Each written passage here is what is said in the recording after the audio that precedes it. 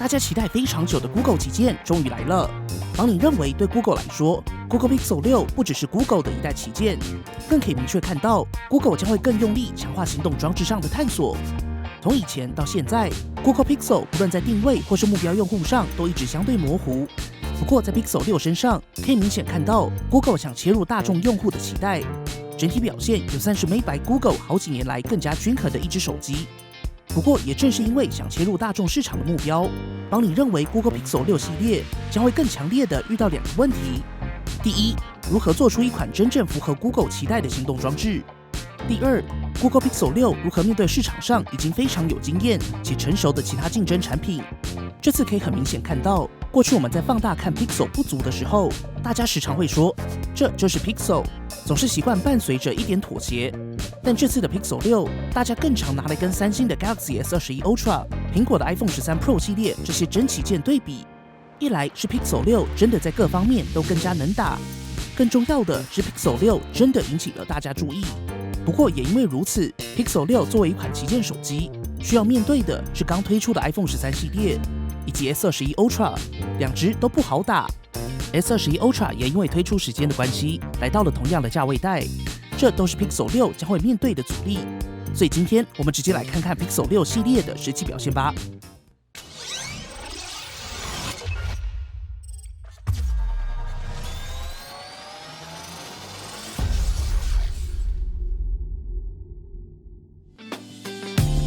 今年的 Google Pixel 6系列一共有2个版本，分别是 Pixel 6以及 Pixel 6 Pro。2只在外观上最大的差别落在了 Pixel 6采用的是平面萤幕，而 Pixel 6 Pro 则是采用曲面萤幕。在手感上 ，Pixel 6 Pro 明显更加圆润好拿，受益于曲面跟亮面的机身处理，6 Pro 的质感会更好一些。而在实际使用上的差别是，采用平面萤幕的 Pixel 6保护贴会比较好入手，而 Pixel 6 Pro 的曲面要贴玻璃贴，目前比较好的解法还是只有贴起来难度较高的 UV 胶玻璃贴。大家可以参考邦尼先前推出的曲面萤幕保护贴怎么选这支影片。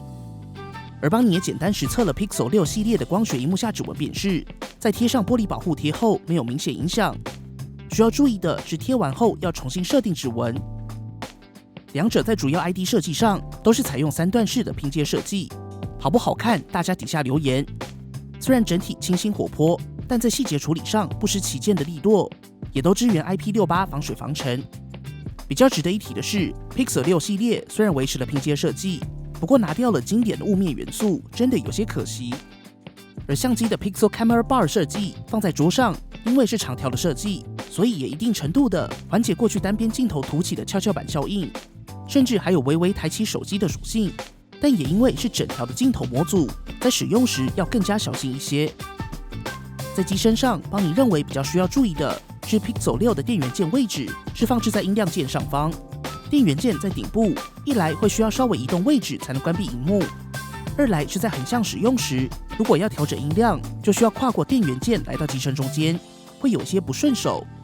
尤其 Google 这次没有在电源键加入不同触感的设计，所以也无法透过手指进行分辨，更不用说套上保护壳后了，在盲操作上的学习成本也会来得更高一些。机身配置上，2只都采用单 SIM 的设计，也都没有 Micro SD 的扩充槽。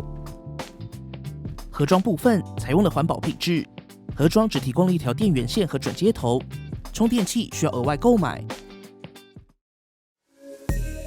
接下来，邦尼就从大家最关心的效能出发。Google 今年正式搭载了自家设计的 Google Tensor 处理器，那为什么要打造自己的处理器呢？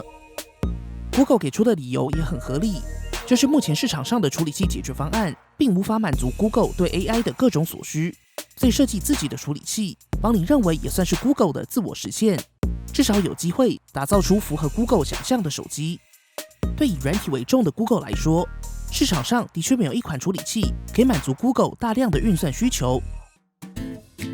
大家一定都想过，如果有一天翻译可以更快、更准确，那就可以更容易、更无缝的跟说着不同语言的人对话。如果有一天相机可以自己判断画面上的物体，不需要手动调整参数就能拍出特别的相片，那该有多好？不过要实现这一切，都跟处理器的效能和运算能力有很大的关系。没错，那个如果有一天 Google 就是希望透过 Google Tensor 达成。有了 Google Tensor 的加入 ，Pixel 6推出了一系列以 AI 为基础的功能，包含更强大的计算摄影、动态肖像模式、魔法橡皮擦等等。不过整体来说 ，Google Tensor 毕竟还是 Google Pixel 上第一代处理器作品，许多架构也还是采用隔壁棚的方案，即使是软体，也还是需要时间让以 AI 为基础的功能跟上。当然还有架构设计、处理器调教等等，好长一段路要走。这次帮你手上的 Pixel 6以及6 Pro 都是搭载 Google Tensor 处理器。Pixel 6搭配的是 8GB RAM 以及 128GB ROM，6 Pro 则是 12GB RAM， 同样 128GB ROM。首先看到 Geekbench 5的跑分测试，可以看到 Google Tensor 的单核性能大约跟 S870 相近，相较起865高了 23%， 低于888 7%。多核部分跟888相比，则是差了 23% 左右，也低于870大约 15%。不过若是看到 GPU 部分，帮你实测 3D Mark Wildlife Google Tensor 的 GPU 效能就有感提升了，相较起888高了 36%， 相较起865的提升更是达到了 85%。好，有了基本的认识，帮你也不废话，直接进入游戏实测。首先是 PUBG-M， 目前在帮你的测试下，在 HDR 模式中最高只支援40 FPS， 只能等待后续开放，有机会再来测。接着是效能测试软体原神，在最高画质特效全开，连续玩30分后 ，Pixel 6的平均帧数落在 33.1 FPS， 整体帧数波动比较大，而6 Pro 表现相近，平均达到 30.1 FPS 左右，整体表现还不是很稳。当然也跟原神更高的 CPU 需求以及游戏本身对 Tensor 的最佳化有关，只能期待后续更新。不过机身温度其实不算高，大约落在37到38度左右， Pro 的温度更低一些。老实说，使用 Pixel 6这段时间，最多就是维持温温的，整体温控还是比较保守，并不太会有烫手感。而在 3D Mark Wildlife 20轮压力测试中，两只的稳定性落在 40% 到50%左右，温度则是落在40度上下。整体来说，平时使用温度虽然不会有烫手的感觉，但在效能上还是有一段最佳化的空间。也期待下一代的 CPU 效能可以带来有感提升，也一定程度的能够让游戏场景在调度上更容易发挥。以下帮你也提供所有跑分测试。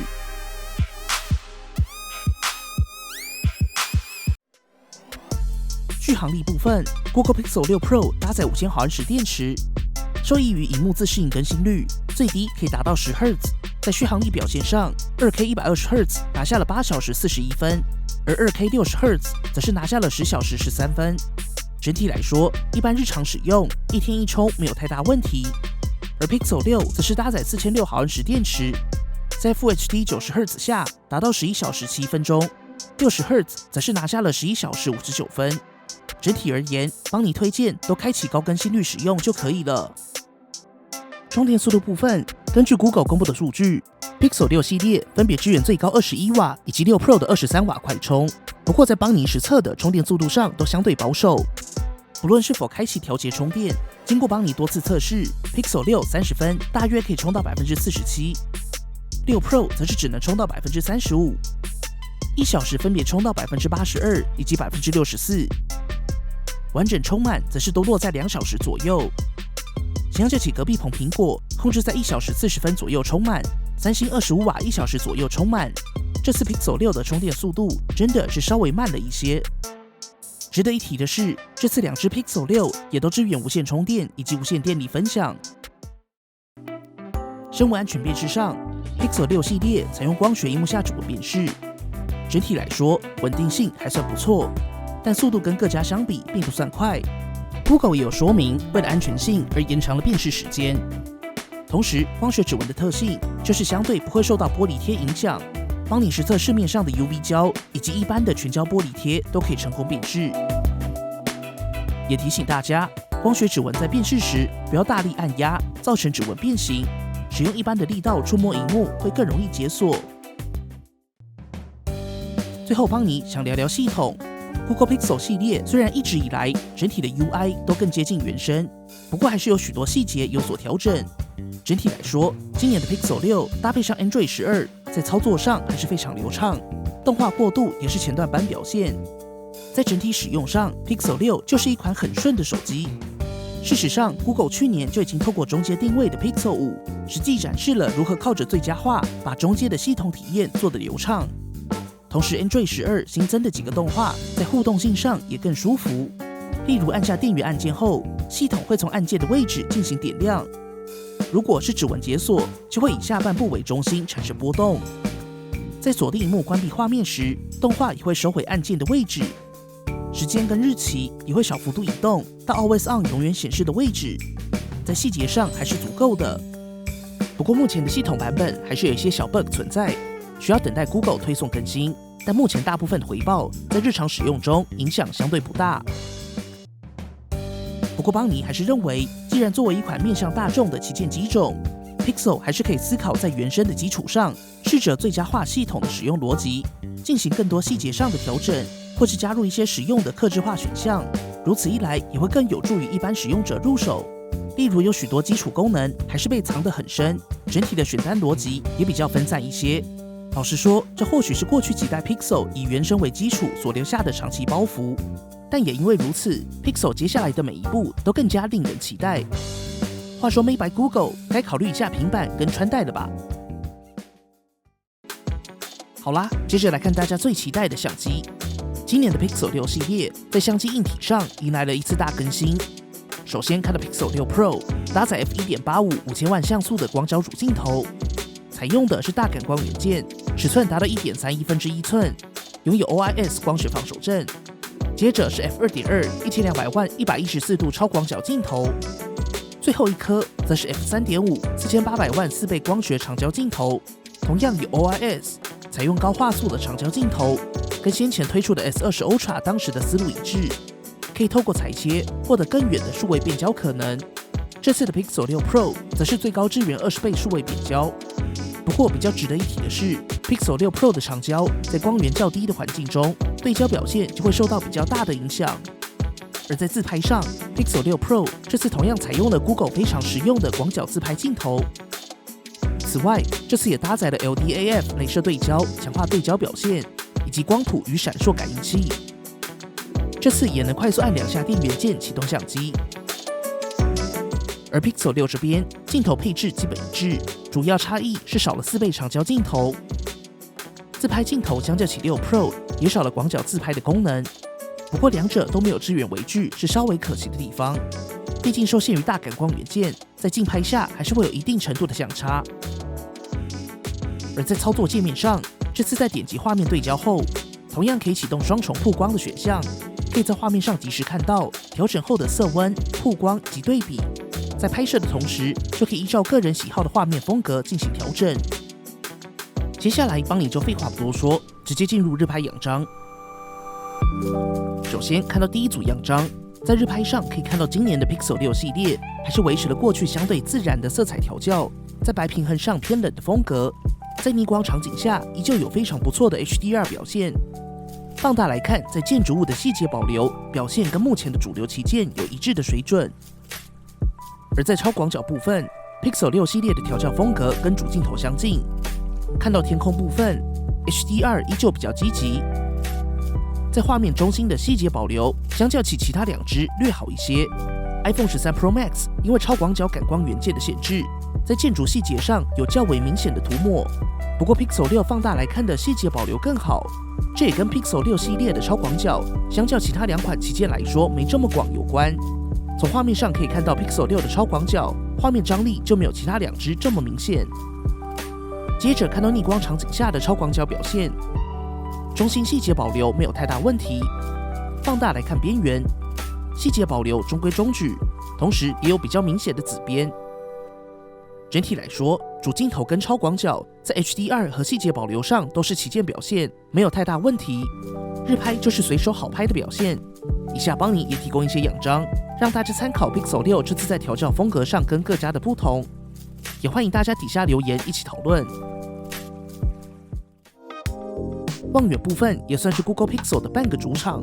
当年 Pixel 3其中一个辉煌战绩，就是单镜头靠着 Google AI 机器学习辅助的 Super Red Zoom 变焦算法，细节保留胜过许多有望远镜头的手机。Google 的做法也非常巧妙，利用手持的轻微抖动，让感光元件的像素捕捉更多讯息，进一步合成更好的画面。相信当年有跟到邦尼 Pixel 3评测的朋友，那个惊艳感肯定记忆犹新。不过好几年过去了，可以看到2倍之下，大家都是数位变焦 ，Pixel 6的优势已经没有这么明显。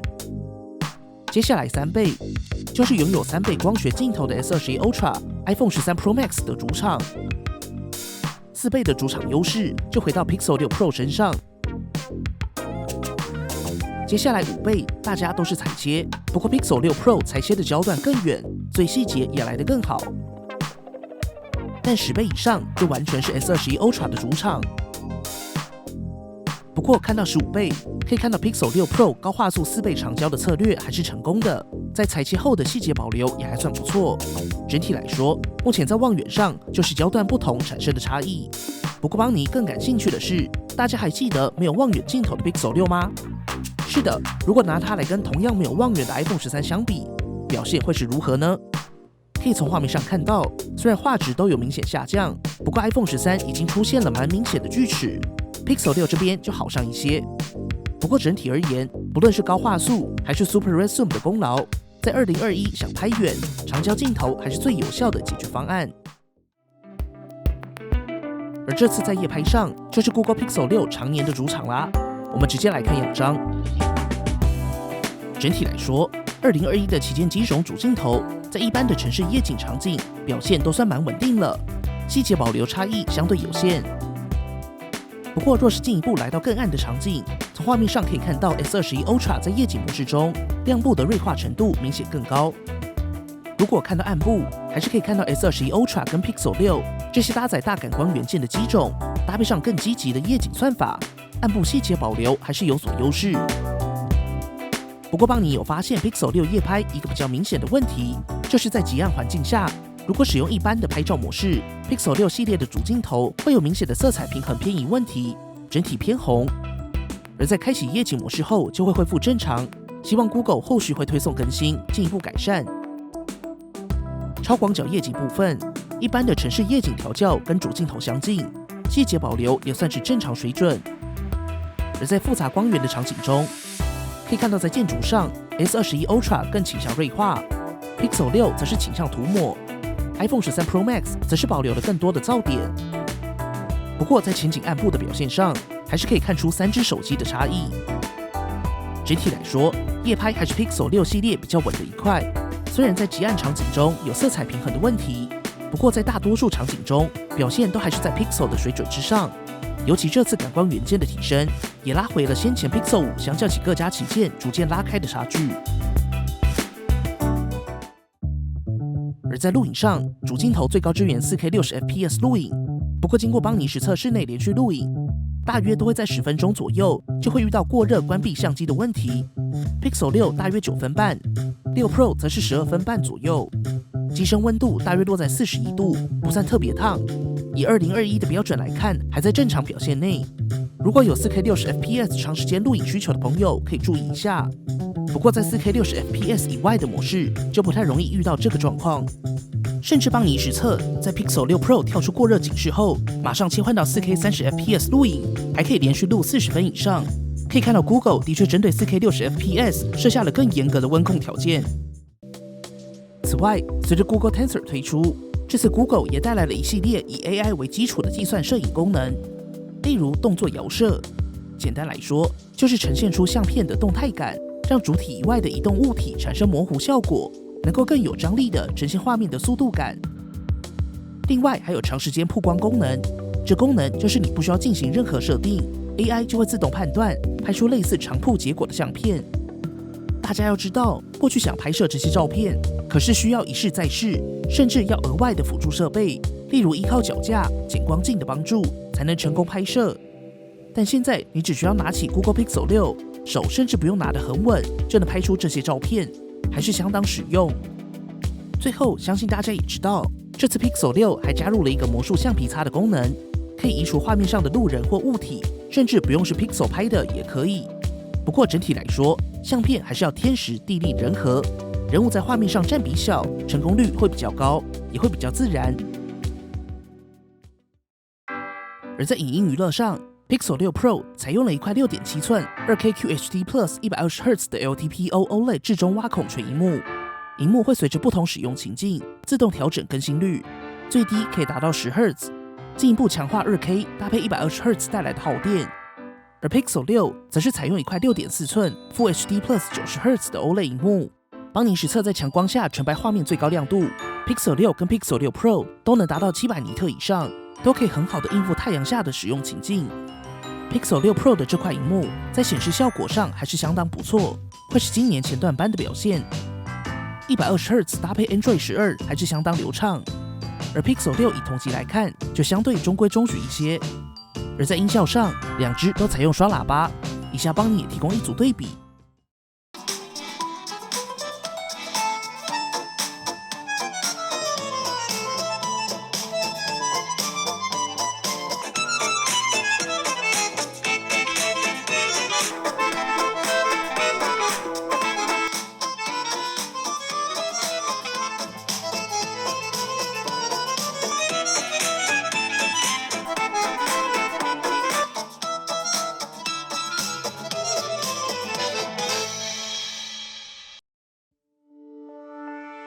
最后来到了节目尾声，帮你想简单总结一下 Pixel 6系列。整体来说 ，Google Pixel 6系列的确是一代旗舰表现的 Google 作品，官方开价也相对有诚意。不过也因为推出时间点的关系，最高阶的 Pixel 6 Pro 非常接近同为 Android 阵营的 Galaxy S21 Ultra 降价后的市场价位带，甚至可以说是几乎重叠，也跟 iPhone 13 Pro 目前市场价的落点相去不远。以价位带来看，还是相对竞争。而更加亲民的 Pixel 6也是诚意之选，所以帮你想听听看大家对这次 Pixel 6系列的看法。在同样价位带，大家会怎么选呢？欢迎在底下留言区一起讨论啦！最后也别忘了订阅邦尼，支持我们。本期节目就到这里，希望你们喜欢。如果喜欢本期的节目，不要忘记订阅邦尼，并且打开小铃铛，及时收到最新的评测通知。当然，你也可以在 Facebook 邦尼 AI 小助理、Instagram 以及 Line App 找到我们。如果还有其他问题，别忘了底下留言。那我们就下期影片再见啦！